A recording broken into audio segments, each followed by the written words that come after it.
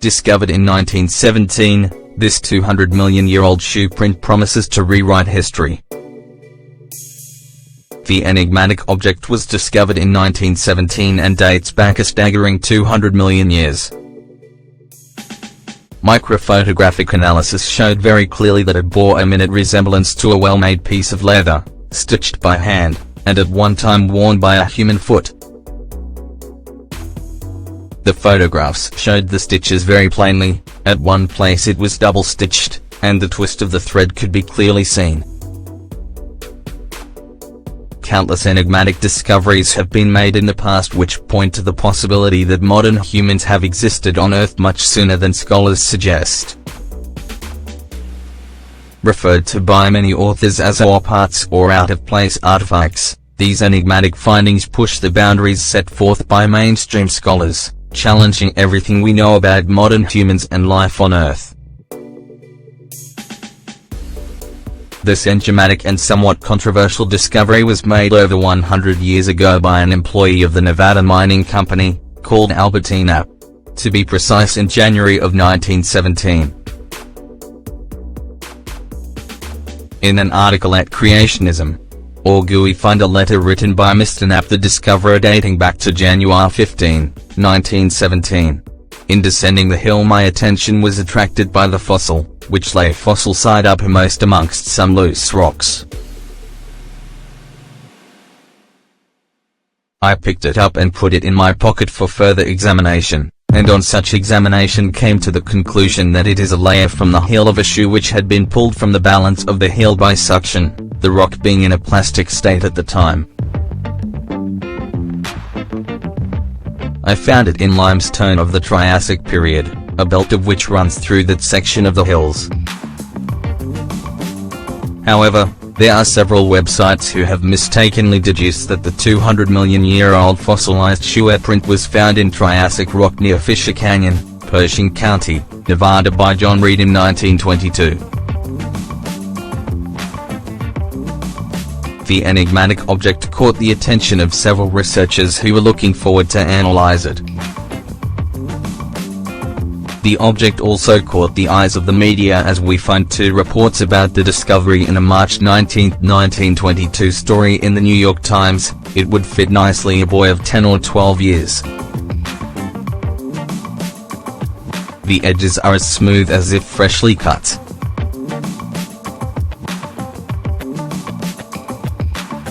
The surprising part of it is what seems to be a double line of stitches, one near the outside edge of the sole and the other about a third of an inch inside the first. The leather is thicker inside the inner welting and appears to be slightly beveled, so that at the margin, half an inch wide, which runs outside, the sole is something like an eighth of an inch thick.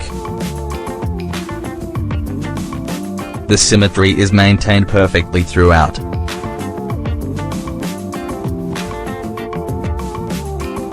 The perfect lines pursued by the welting, and the appearance of hundreds of minute holes through which the sole was sewed to the shoe are the things which make the object such an extraordinary freak in the eyes of the scientists who examined it. And an October 8, 1922 article by W.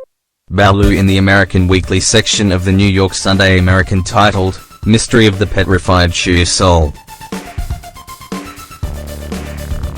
And some time ago, while he was prospecting for fossils in Nevada, John T. Reed, a distinguished mining engineer and geologist, stopped suddenly and looked down in utter bewilderment and amazement at a rock near his feet. For there, a part of the rock itself, was what seemed to be a human footprint. Closer inspection showed that it was not a mark of a naked foot, but was, apparently, a shoe sole which had been turned into stone. The forepart was missing, but there was the outline of at least two-thirds of it, and around this outline ran a well-defined sewn thread which had, it appeared, attached the welt to the sole. Further on was another line of sewing, and in the center, where the foot would have rested had the object really been a shoe sole, There was an indentation, exactly such as would have been made by the bone of the heel rubbing upon and wearing down the material of which the sole had been made. Thus was found a fossil which is the foremost mystery of science today. For the rock in which it was found is at least 5 million years old and, source, Balu, W. 1922, American Weekly section of the New York Sunday American, October 8. However, as noted by Paleo. CC, the article that appeared in New York Sunday American mistakenly credits Reed instead of Knapp as the person who discovered it, but it offers misleading details about the age to the artifact. Several authors concluded upon closer inspection that the rock shows a layer from the heel of a shoe which had been pulled up from the balance of the heel by suction, the rock being in a plastic state at the time. Furthermore, it is noted that the alleged shoe print was in a marvelous state of preservation as the edges of the heel were smooth and rounded off as if cut, and its right side appeared more worn than the left, an indicative sign that it had been worn on the right foot. However, many authors and websites who disagree with mainstream history mostly argue that what Knapp found really amazing was that the rock in which the heel mark was made was Triassic rock believed to be at least 220 million years old, which runs in a belt through the Canyon Hills where the enigmatic shoe print was discovered. Cuban notes that there are several issues with the shoe print interpretation. Cuban notes that from the only photographs from the artifact, we can deduce that it seems to be a broken ironstone concretion, one that may have suffered from erosion.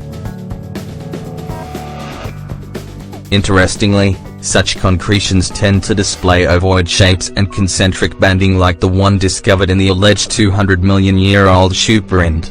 As noted by SAFarm.com, concretions are hard compact accumulations of mineral matter and are found inside sedimentary rocks. Often concretions are mistaken for bones, fossils, meteorites and other odd objects. They can be so small that it requires a magnifying glass to be visible, or as large as 10 feet in diameter and weigh hundreds of pounds. Concretions can also have somewhat of regular shapes such as boxes, blocks, flat discs, pipes, cannonballs, and have even been known to resemble parts of a human body such as a foot or ribs.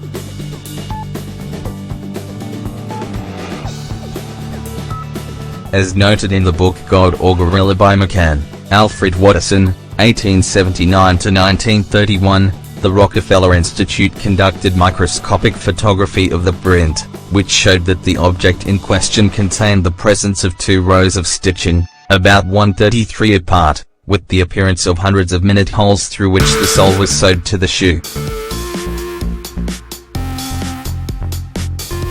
Regrettably, no microscopy images were published to back the claims. The edges are rounded off smoothly as if it were freshly cut leather from an expert cobbler. The stone to which it is attached is about the size of a brick.